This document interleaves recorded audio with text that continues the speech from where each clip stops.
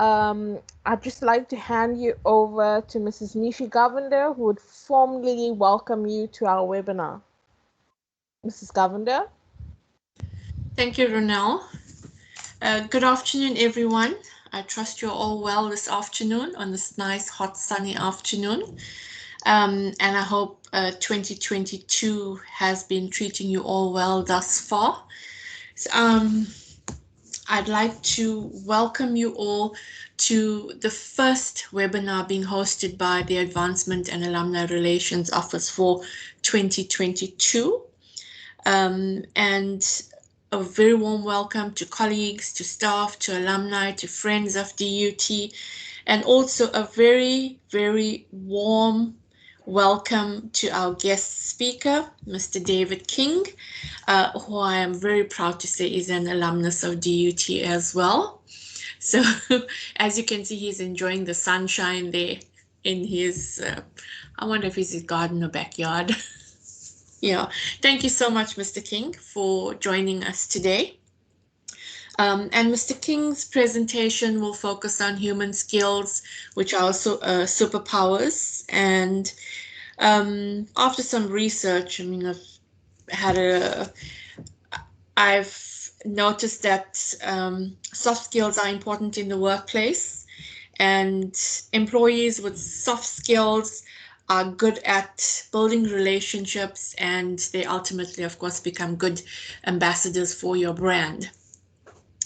So without further ado, I would like to hand you over back to Ronelle, and I do hope that you will enjoy the session. I, for one, am looking forward to it, and please feel free to interact with Mr. King with whatever questions or comments that you may have. And thank you so much for joining us. Enjoy. Thank you, Ronelle.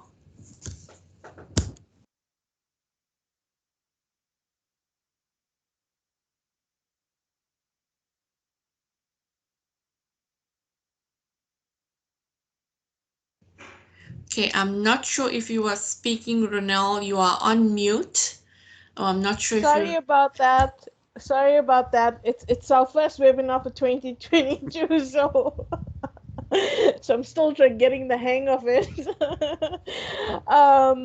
Just to make a note, attendees and to our guest speaker, we will be recording the webinar, and we will be using the webinar on our social platforms, as well as sharing the links with all our stakeholders and anybody who would like to who interested in the topic that Mr. King will be discussing today. So just be aware that we are going to be recording the session. And it gives me great honor now to, introduce Mr. King to you. Ever since I've met him, he's been such a jovial person. I've really taken to him. He's really made me feel so welcome. I actually feel like such a good bond with him without even meeting him. So Mr. King is a learning and development activist, and after spending over 25 years in the corporate space of Old Mutual Properties, Ola Milky Lane, Juicy Lucy, and most recently the Mr. Price Group and Mr. Price Group Foundation, he's currently escaping the corporate world, and he focuses on three key areas now: employee mental wellness, diversity, equity, and inclusion. Is embracing the new world of work, which I think is the ultimate in anything of bridging the gap from unemployment to employment, ultimately to make the world a better place. So I'm going to hand you over to Mr. King.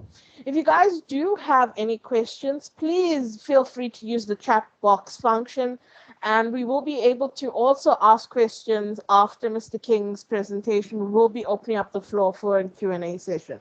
So over to you, Mr. King.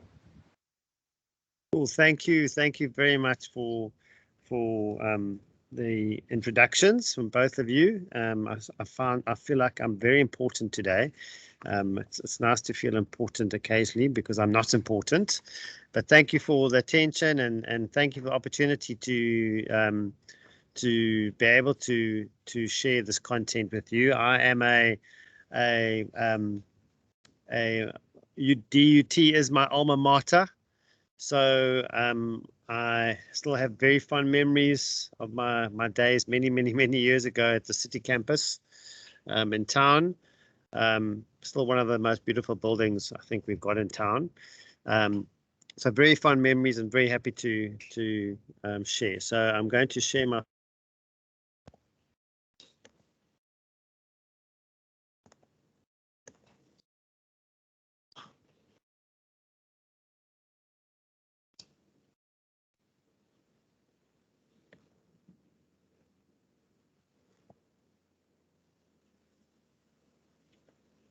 right. So hopefully you can all see my screen before I start talking, and then no one can follow me. Yep, we can see your can. screen. Awesome. So today's topic is very close to my heart. It's something that I have seen in the world of business, whether you are in corporate or whether you are starting off on your own as an entrepreneur or a startup. The future, without a doubt, belongs to human skills. And as much as we are becoming more and more technologically advanced, there are certain skills that, as I call it in this presentation, are going to be our superpowers. Because currently, AI and technology and bots are not able to tap into the space. I say yet. So currently, it's an area to really focus on. And there's going to be such a need for what I'm going to share with you going forward. So I wanted to just start off with some reality checks. So, and I'm very happy for you to, as Ronald said, to pop in some questions in the chat, and then we can unpack it later. A reality check around currently the world that we live in, and this is a very good depiction, because I'm sure if you look at that image, you would not like to be there. It's a tornado hurtling down towards us. Yet, I think we all feel to an extent that this world is a little bit like this at the moment. We know what we have been through, what the entire world has been through, and we could list all the reasons why we feel like this. And I think as South Africans, COVID potentially wasn't as big as a shock to us as to many other countries in the world, because I think we're so used to trials and tribulations. It was almost okay, add it to the list. And the stats are coming out very clearly that Africa per capita survived better or performed better generally than the rest of the world when it comes to COVID statistics.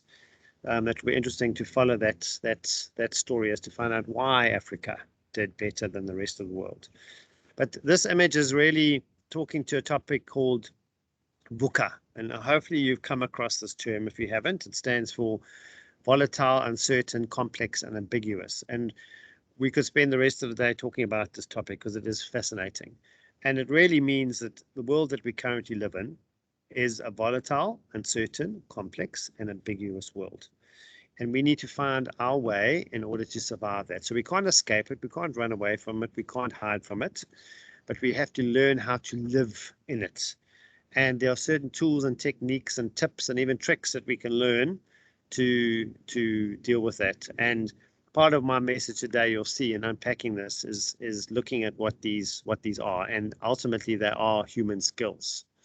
We all have suffered mentally from what we've been through. We are still suffering, and 2022 is actually the year when we're going to really be hit the hardest. So personally, I want to reach out to all of you and remind you all that in 2020 and 2021, we were in mode survive.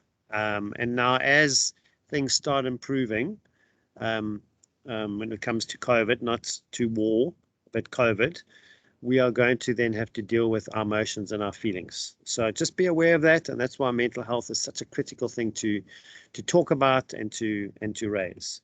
So I'm going to show you a video now, just to set the scene.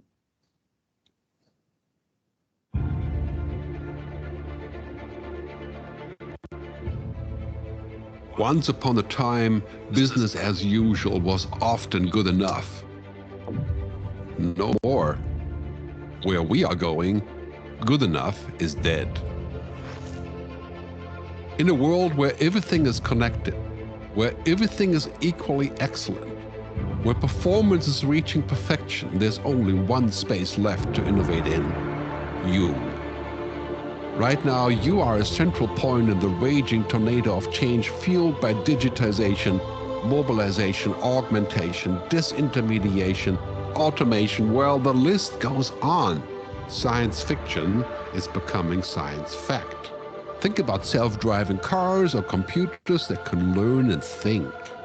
The way we work will never be the same. The skills we need will be dramatically different. Winning or losing are now happening faster than ever before.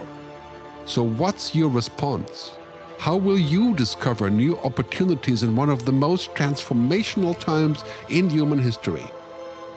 Are you driving change, or are you being driven by it? Disruption has become the new normal. With change, it's always gradually, then suddenly, well, things really have stopped happening gradually. This change is exponential. Everything that used to be dumb and disconnected is now wired and intelligent. Cars, cities, ports, farms, even our bodies will be wired with sensors and will talk to each other. These game changers are also combinatorial. They amplify each other, creating a perfect storm of change. Quantum computing fuels big data. The Internet of Things fuels artificial intelligence and deep learning, which fuels robotics. However, anything that cannot be digitized or automated will become extremely valuable. Human-only traits such as creativity, imagination, intuition, emotion, and ethics will be even more important in the future, because machines are very good at simulating, but not at being. Yes, robots and software will do some of our work, but this will allow us to focus on things that cannot be automated. To imagine change squared, you've got to start engaging more with what might be, not just with what is. Immerse yourself in the immediate future, 5 to 7 years out from today. We need to go beyond technology and data to reach human insights and wisdom. Technology represents the how of change, but humans represent the why. The future is about holistic business models. The opportunity is to be liquid, to learn just in time, not just in case, not single improvements, but complete transformations, not individual systems, but new ecosystems. Humanity is where true and lasting value is created. We will engage, relate, and buy things because of the experiences they provide, because of their transformative power. The future doesn't just happen. The future gets happened. The new way to work is to embrace technology, but not to become it. The future is in technology, yet the bigger future lies in transcending it. Let's live and lead from here.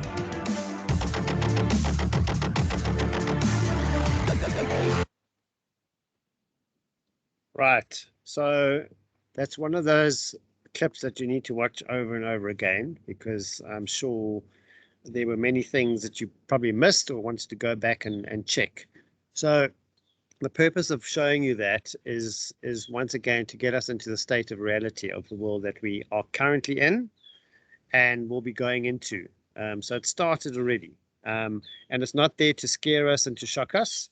It's there to be realistic and for us to remind us and to also challenge us as to where we're going to fit into this whole future. It's exciting and it's scary at the same time, and that's how it should be.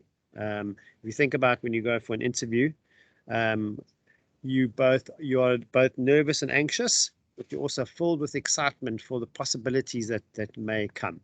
So hence my link. That's a very good link to my talk today. So the title, Human Skills. This image is for me, I love to use images of people, because as that clip said too, we have to learn to focus on the things that make us the being part. And at the end of the day, we are human beings and we know ourselves best. So you're all potentially leaders in your own way and will become powerful, influential leaders in the future. So if that's, for me, that's one of the most important things to remember, is that we are human beings first. And if we can tap into that, it can solve or change a lot of the challenges that we're currently having in the world today. And that's me. Yes, there I am, performing in front of some delegates the other day. And I put that in is because it's also just to show the human side, because I think we've got to learn to remind ourselves that, learning and education is fun, and it should be fun. And the research and the science now supports that. And when I first started in my career in learning development, over 20 years ago, it was very much frowned upon. Learning was very serious. Learning was very structured. Learning took a long time. And what the science shows us, that learning now is about short, chunky, relevant things that I can apply in my world, and I want to learn through fun.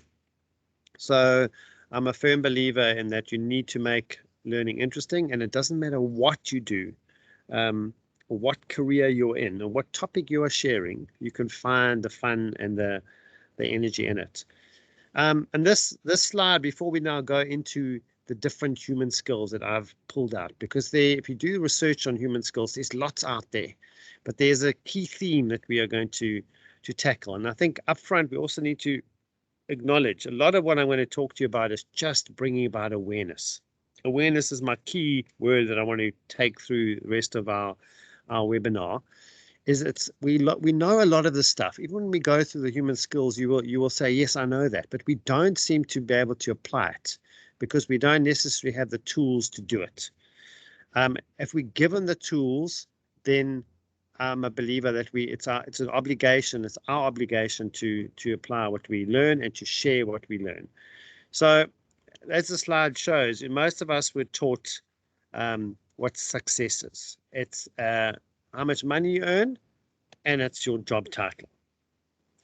Hopefully, we've grown up in the last 2 years to realize that there's so much more things that we need to measure. It's your, as this clip shows you, the slide shows you, it's your mental health, your physical health, your connections with other people, your time, as you say, there's a big chunk there called free time, and then your salary and your job title also apply. But there's so much more stuff that's involved in success, and it's a personal journey that we all need to remember. And what is a skill?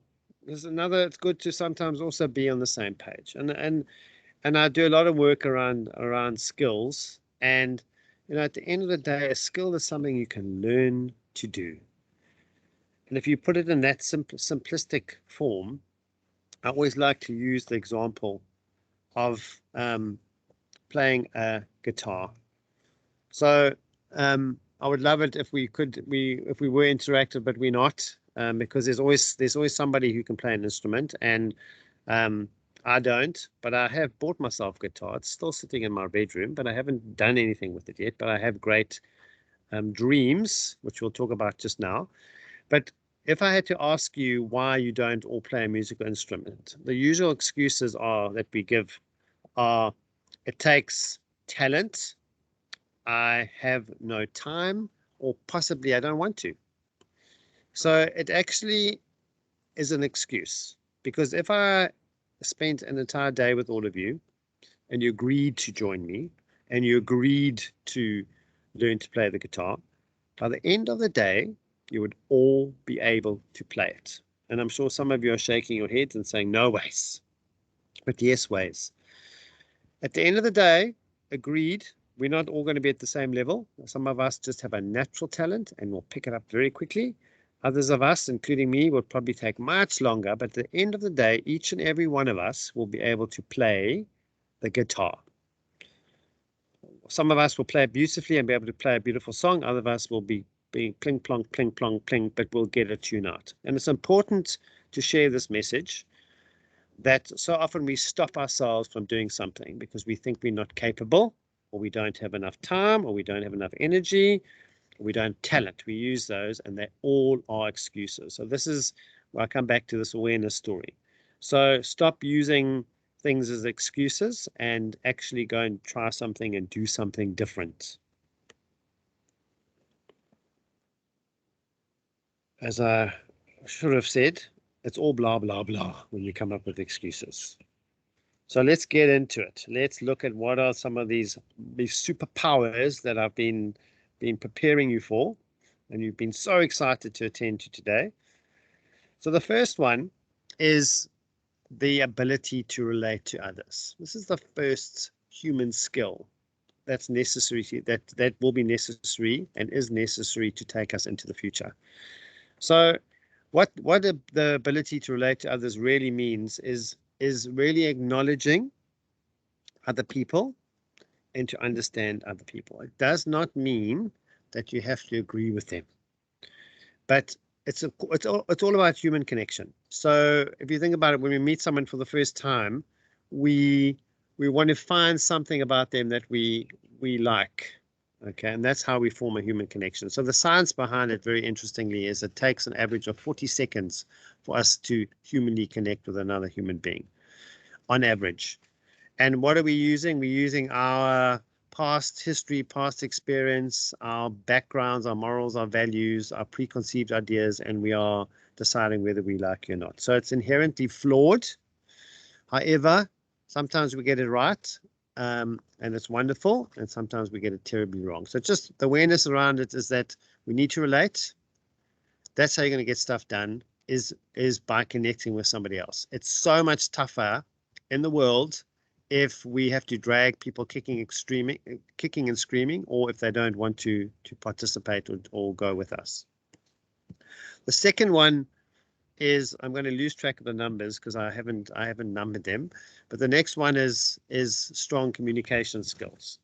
And this is, scientists say this is probably one of the most fundamental skills that we need as humans, is to communicate effectively. And we're shocking at it. We are, you would think would have improved over time, but we still battle with how to communicate effectively. And there's some key techniques around communication. And it does start with you, and we'll talk about that just now when we hit empathy. But communication is about clarity and making sure that somebody understands. So sending out an email or giving an instruction is not a guarantee that the person gets it. The true essence of communication is if both parties are heard and everyone gets an opportunity. Patience with others, and this is an image of a child making cookies. And if any of you have children, as a parent or as an uncle and aunt with nieces and nephews or little siblings, you need to be patient, because it can be very frustrating, and people pick up impatience. And when you're knowledgeable on a topic or on a subject matter, it's often very difficult to have to repeat what you say or to slow down. But there's such power and there's such beauty in giving people patience, giving them your time, and giving them your attention. And as you can see with the ones I covered so far, they're all stuff that we're aware of, but they really are superpowers. If you get these right, your ability to survive in that crazy world with the tornado and the hurricane is far greater, because you're not going to be doing it alone, because you're going to be doing it with other people. The next one is the ability to trust each other. The magical trust word. Okay, and this comes up time and time again. And all of you who've been in any form of relationship will know that it's probably one of the base requirements for a healthy relationship is to be able to trust each other. When we cannot trust another being, we feel very, very unsettled and very uncomfortable. And interestingly, often the problem with trust does not sit with another person, it sits with you. We like to blame others. So if someone has let us down, we tend to take that example and we then taint everybody else with a trust issue. And yet it was that one person that you were unable to trust. So be very wary of making statements like, I'm no longer going to trust anybody, because you're generalizing, and who's going to be impacted the most is you. You have to deal with trust. You have to understand perhaps the trust issues are coming from you and it's not coming from somebody else. So here's the awareness again. Critical human skill to take with you. And if you think if you need to get stuff done in a relationship, as a family, as a team at work, with colleagues, with your business, if there's no trust, oof, you're going to have a tough journey. Next human skill is knowing how and when to show empathy. And if there's one skill, if you forced me to choose one, it would be empathy. And I do a lot of work with Netcare, interestingly enough, on a workshop called Empathy and Compassion. Because if you do any research around leadership, you will always come up with the term an empathetic leader. You cannot escape effective leadership without being empathetic. So what is empathy? Empathy is feeling, understanding, and trying to relate to somebody else. The common phrase that people use is putting yourself in somebody else's shoes, which makes a lot of sense. But you can't be in their shoes. All you can do is feel, relate, and understand. And that's actually what makes us human. We aren't all born oozing empathy. Depending on your makeup, your genetic makeup, depending on your personality, some people just are more empathetic than others. Okay, that's how the cookie crumbles. But why it's a skill, remember I explained what a skill is that you can learn it. The more you practice empathy, the better you will be at it. So yes, once again, there are going to be some people in the world and some people in your family and some of your friends and some of your work colleagues that ooze empathy, whereas others are going to battle and have to practice it to get better at it. But it is a critical skill that you need to take with you going forward. And I put this slide in because Brené Brown, if you haven't come across Brené Brown before, you need to Google her. But she has done a lot of research. She's a social scientist. And she summed it up beautifully. Empathy has no script. There's no right way or wrong way to do it. It's simply listening, holding space, withholding judgment, aha, big one, emotionally connecting and communicating that incredible healing message of you're not alone. And I think we all think what we've been through, how many people helped us and how we helped other people get through these crazy 2 years in the world. And I want to just raise the judgment part. So humans are judgy. So don't deny that you're judgmental. We all are. It's a human condition. Once again, when we are judging, we need to go, aha, stop, question, pause. What's causing me to judge? So there's the awareness, because judging also gets us absolutely nowhere. And that's why I love the term suspending judgment, withholding judgment, because that's so often why we don't proceed with something or with somebody, because we now start judging instead of sharing, caring, connecting, trying to understand, trying to feel how somebody else is, but we just shut them down. Okay, and that's the problem on social media at the moment. What do we do when we don't like somebody? We cancel you. Okay, but we have no idea the journey, the story, the history of that individual and what they've been through. And directly linked to that human skill is listening. So I'm a shocking listener. My wife will repeatedly inform me that when she tells me a story, I am doing the following. Most people do not listen with the intent to understand. They listen with intent to reply. And I read that and I was like, oh, that is me. Guilty. So when people speak to us, we need to intensely listen to understand, not listen to think what we're going to say. Once again, it's a skill. Remember, all these are skills. So you might be appalling at this like me. And I need to also, and I do, I practice, but I fail, I stuff up, and I'm aware of it, and I say next time I'm going to try better. So sometimes I get it right, and sometimes I get it horribly wrong. But it's a very important message, and most of us are guilty of it. You may have experienced people in your life where you're talking to them and you see that they're not interested, and immediately you withdraw. Other times you talk to someone and you can see they just, it's like they zone into you. You can see they're absorbing everything you say, and you feel listened to. So practice that. Think about it. Often the problem in relationships is that we're not listening to each other. We're just wanting to reply instead. The next one, as you can see, there are a couple, but they're all so important, is this genuine interest in somebody. And this is, linked once again to what I've just spoken about, listening. We aren't knowledgeable on everything.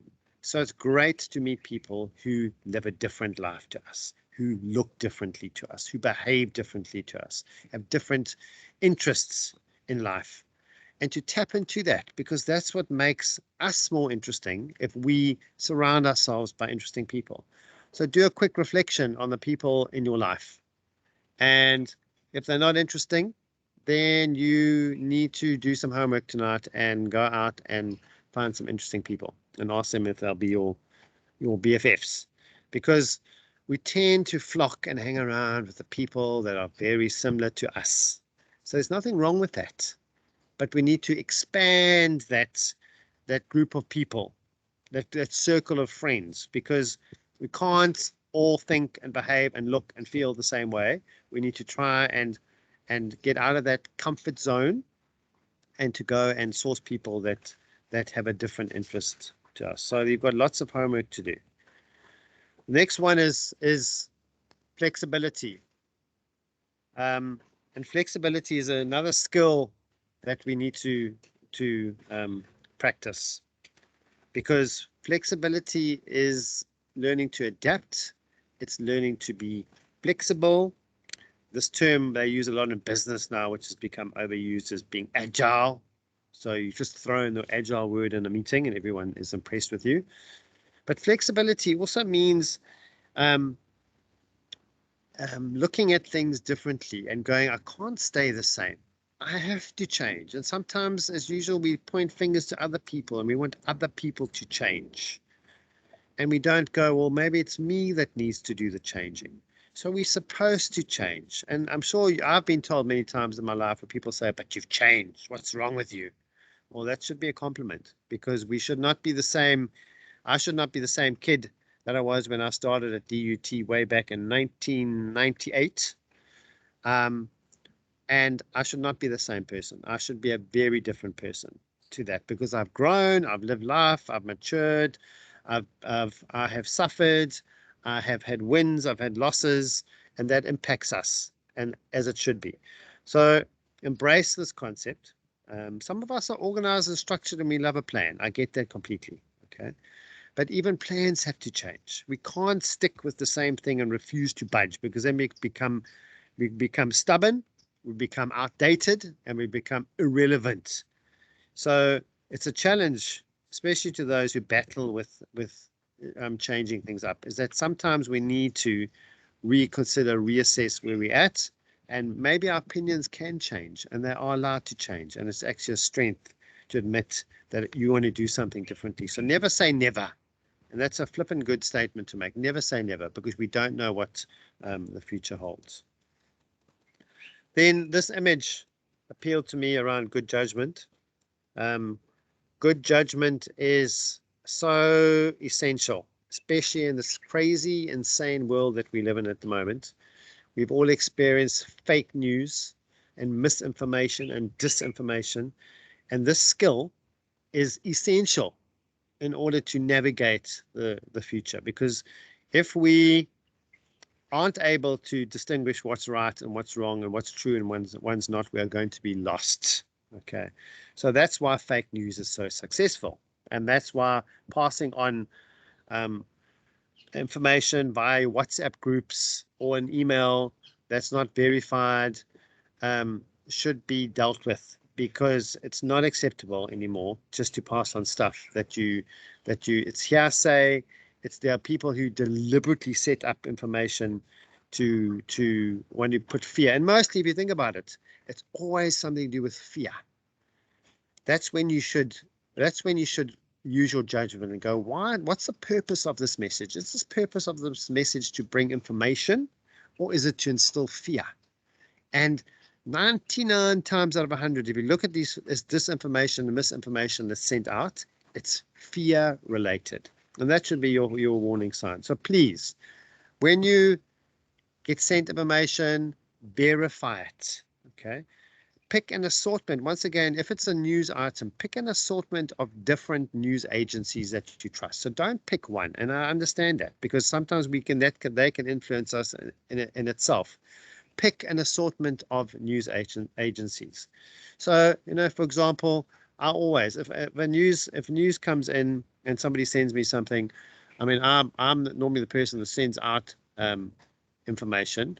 I will always validate with Al Jazeera, with Russia Today, with CNN, with News 24, because across the board they have different leanings, and they tend to be more reliable than websites that actually say www.makeupnews, and you get sent information from that, and you realize, hang on, something's not right here.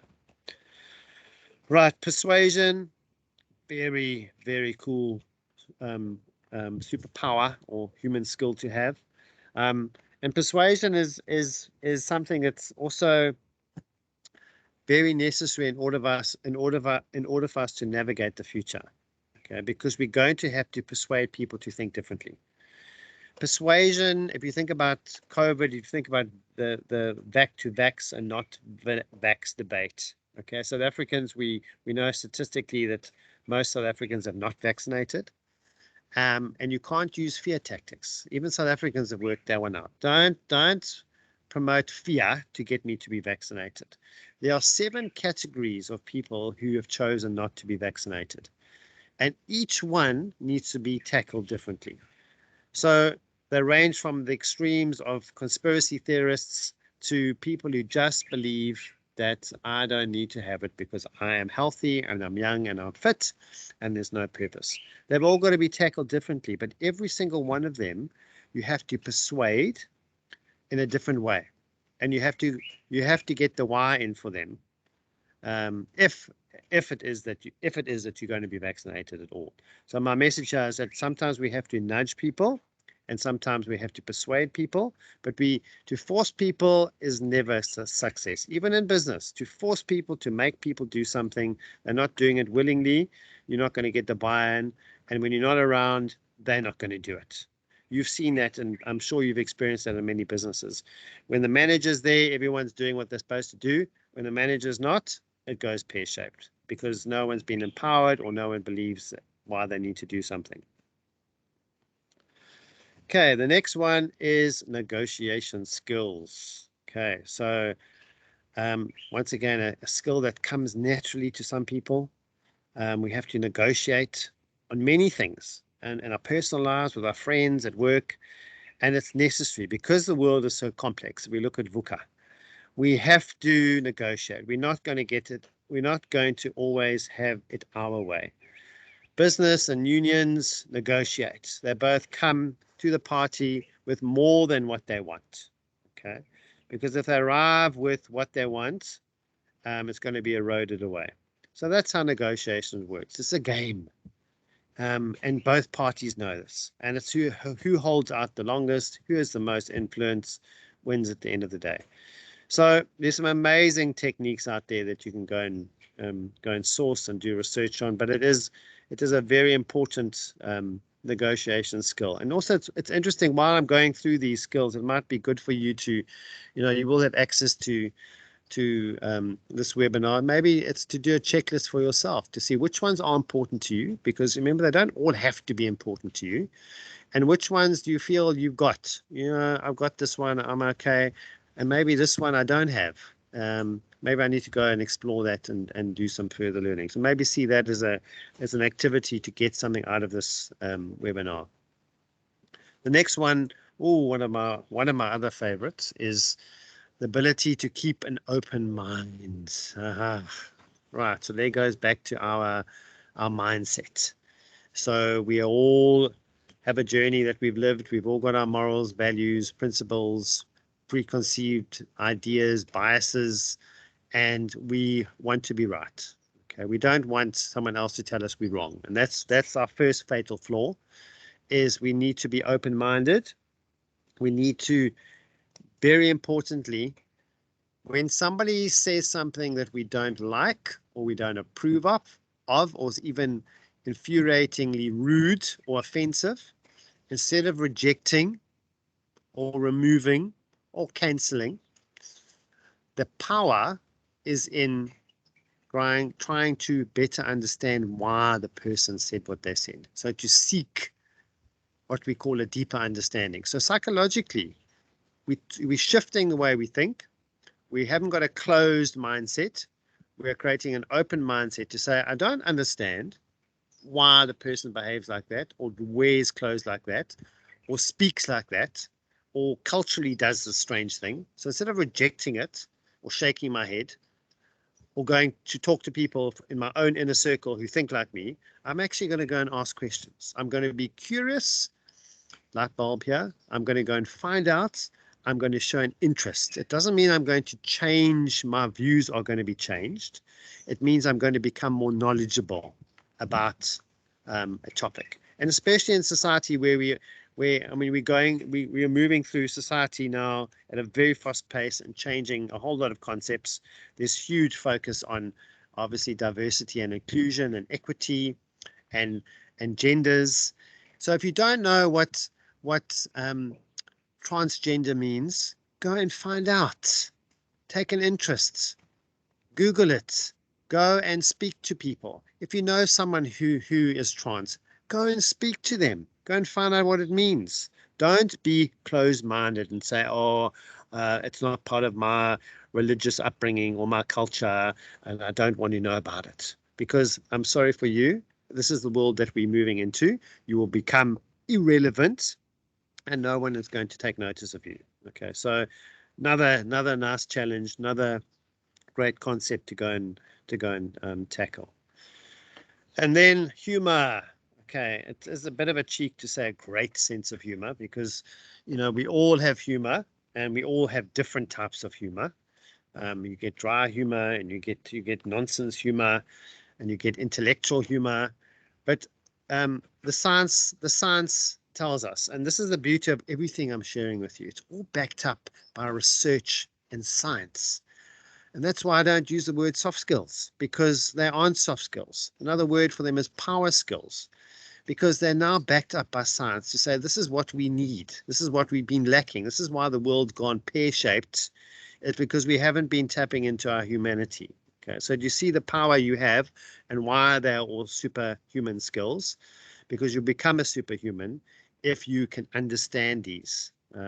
So humor is wonderful, because what humor does, it just brings hope, it brings relief, it also brings diffusion. So it can diffuse situations. And we in South Africa, culturally, we have, it doesn't matter what cultural background you're on, we have this most amazing ability to turn pain and suffering into humor. As soon as something terrible happens, 5 minutes later, we've created a meme that goes out to cheer us up.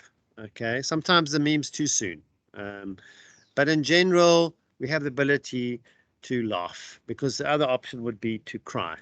Okay, crying is very necessary too. I'm not saying crying is not important, but it helps us. Humor helps us get through.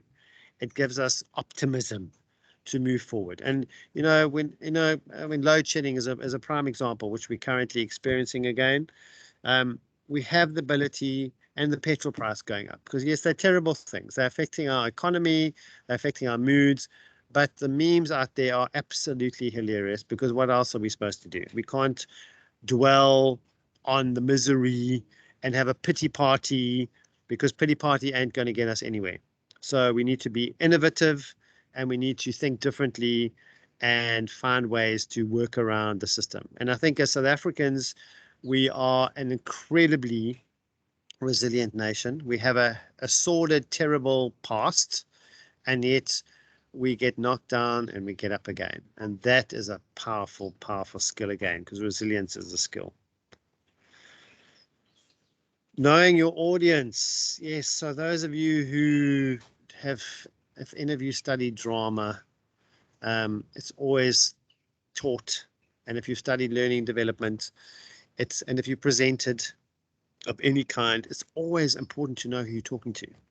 So think about what the people are going through. And now in South Africa, we are a multicultural, diverse society, and often your audience is going to be mixed with that.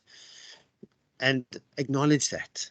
Okay, highly unlikely we're going to be in a society where we have very channeled or pillared environments where it's only one type of person in that environment because of the country that we come from. So take that into account. Bring it into your conversation, into your language, into the way you communicate, into your imagery. It doesn't matter what career choice you've made. We need to ensure that we are being all-inclusive, obviously within reason. But wherever you have the power to influence, be all-inclusive. Just that must be your go-to, your default, okay? Instead of trying to follow some archaic viewpoint, and particularly most organizations still have these traditional policies and procedures. We've even seen in our school environment where we're still sticking to archaic rules around uniform, around hair, and those things have to change. And yes, some of them have to be nudges and persuasions rather than forcing. And if you think about it, it makes a lot of sense. We've got to win people over and show why. And it can be very frustrating because we want people to change like this, but they're not going to, because we all handle change differently. So knowing your audience to me, it's, initially it doesn't sound like such an important skill to have, human skill, but it really is, because if you know your audience, they get you. You get them, and they get you, and they're going to be far more open to including you, whether you are a friend or whether you are a work colleague or a leader of a team, or you're trying to sell something to a client. If you connect with the person, you know a bit about them, you've got them. And that's really what we need to learn to do and to be better at it. Honesty. There's a song, as you heard me. So honesty linked to trust is also essential. I think I've said essential many, many times so far, but I get very excited about these skills. So honesty, once again, also stems from within. So we might project and tell other people that they're not honest, okay? But it's a core thing. And we point fingers and we're very judgy. We think about in South Africa with our challenge around corruption. So we're very judgy about pointing fingers and saying what a corrupt society we come from. But if we reflect on what we've done in our lives, from taking stuff from work, pens and pencils, from when somebody stops you and you're speeding, to paying the traffic cop a fine, okay, from forgetting to pay something when you go shopping, which is called shoplifting, but sometimes your children put something in a trolley and then you walk out and you don't know. I'm just telling you a story by a friend. We do stuff, so we must be a little less judgy. So when we are confronted with dishonesty, we need to challenge it. We need to speak up. So if people are having a conversation that is inherently racist or sexist, as two good South African examples, because they always tend to be sexist or racist, we need to raise it. We need to say, halt. We need to question it without shaming, because that's an important one. We don't shame people to stop them from doing stuff. We need to say, no, that's offensive. I don't approve. I don't like this conversation. And either change it or reroute it, or if you can't, remove yourself from that situation. And as South Africans, that's one thing we all need to take ownership for. If we're in a conversation that is not healthy, that's derogatory of any kind towards women, towards any of the listed diversity categories. We need to stop it. We need to not partake, and we need to question it. You never know, you might actually be planting the seed in somebody else's brain. Awareness of body language. So there's some amazing research that's been done on body language. Body language is something that is not, I don't think we realize how powerful it is, because we think our communication comes from our words, what comes out of our mouth, but it's what's going on with our body.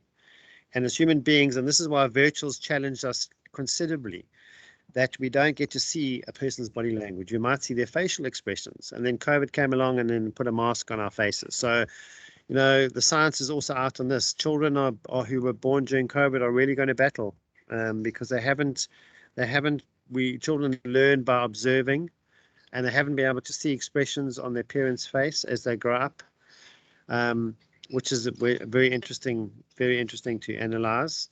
But as human beings, you know, often we can tell somebody saying one thing, but they mean something else just by their body language. They're saying they're fine, but you can see they're not fine, or they are doing something polar opposite to that. So read into body language. Okay, body language will give you lots of insights into somebody.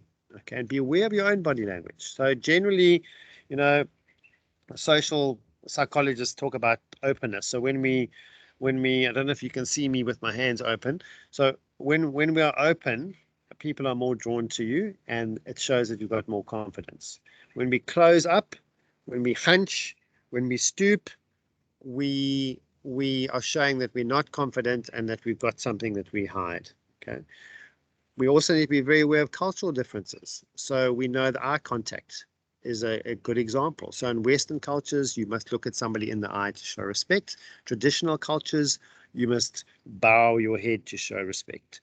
So once again, and I challenge corporates on this all the time, because you still hear people making comments like, "Why did the employee not look me in the eye? They're shady and they're disrespectful." Well, it's potentially because they're showing you respect as an elder. So once again, there's the story about going to ask, going to find out, going to seek for deeper understanding. Talk about it with your teams. If you're managing teams, if you're running an organization, have these conversations. Get people to talk about body language. And then we're coming to the end.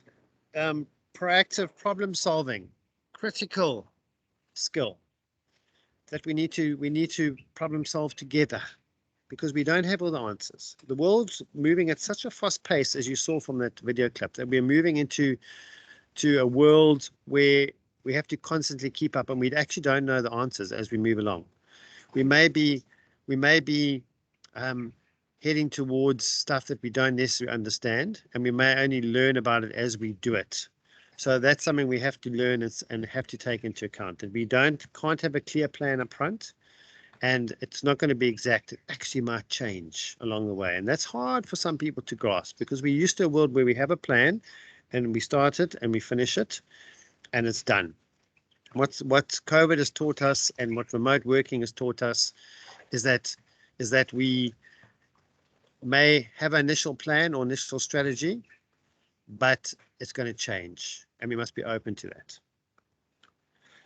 Then my last skill is leadership, and I enjoyed this image immensely, because we have an image here of a person who is leading. Okay, they're probably part of a demonstration, and our old-fashioned view of leadership is that we have to be in power, and we have to have experience, and we have to wear a suit. But that's not leadership. You don't have to be in charge of other people to lead. Okay, leadership is about motivating. It's about inspiring. It's about supporting, and it's also about standing up to stuff that might be challenging the world and society. So what a lot of businesses have a problem with at the moment is they're not speaking up when it comes to societal issues or societal challenges. They are choosing to be quiet instead of making a stand and committing to a position. And employees are expecting that from their companies. And if your company doesn't offer you that, you can move on. So, you know, people are, when they're recruiting, when people go for job interviews at the moment, they look at what is the purpose of the organization, what can the organization offer me, and are my values aligned? And if my values aren't aligned, sorry, Mr. Company, then I'm going to look somewhere else, or potentially I'm going to start my own organization. So it's a very controversial concept, but it's the reality of the world that we live in. And then just to finish off, I just want to raise this concept of growth versus fixed mindset that I mentioned a little earlier. A fixed mindset is that you don't want to change. Things are as they should be. I don't learn new things. Failure is failure, and I must be punished for it. Whereas a growth mindset is where we believe things can change, that we can learn new things, that if I fail, its ability to do something different. We as humans, we when we have a bad day, we tend to sit in a fixed mindset. So once again, awareness is that when we're having a bad day, something's caused it. What's caused it? Let me understand where it's coming from so I can move into a growth mindset space. And this has been such a powerful lesson for me to understand myself better. So we need to always try and be in this growth mind space. When we fall into this old corrupt, old-fashioned, stuck in the mud concept of pity parties and doom and gloom, we need to just say, hang on, something's not right. Let me find out what it is so I can get back into the growth mind space. And then this last slide, I think it's also just something to just bring it all together, is that, and I have raised this already, that, you know, we have this plan, even for our personal lives, and it's not going to work out like that. The dotted lines is what actually happens on your journey called life. You're going to come across different people, different things, and you might be sidetracked. You might have to go down different roads and different paths. So don't beat yourself up about it. It's okay. And I'm sure you've heard of this term. It's okay not to be okay. You can spend some time going down the wrong road and learn from it and get back to where you wanted to go. And it's how it should be. So those perfectionists who are listening today, don't be obsessed with perfection, because there ain't no thing as perfection. Sorry to have to inform you this. There's only progress and betterment. And that's what we all need to strive for, is progress and betterment. And that's my story, and I'm sticking to it. Thank you very much. Thank you so much, David. I'm sure everybody can agree with me that they've learned so much. I think that all these soft skills are more like a foundation that we build on, and most of us have missed out on it, and we see ourselves crumbling because we haven't built this foundation, and we've just gone ahead and studied and thought that, you know, if we have all these other skills, then we wouldn't need these soft skills. And I think that's what I've taken away from it. Is there anyone with questions? Nishi, Zipo, any of our attendees, do you have any comments or any questions for David? I see Mr. Jabum Somi says, thank you very much, David, for the presentation. Also, Nelisiwe says, thank you very much.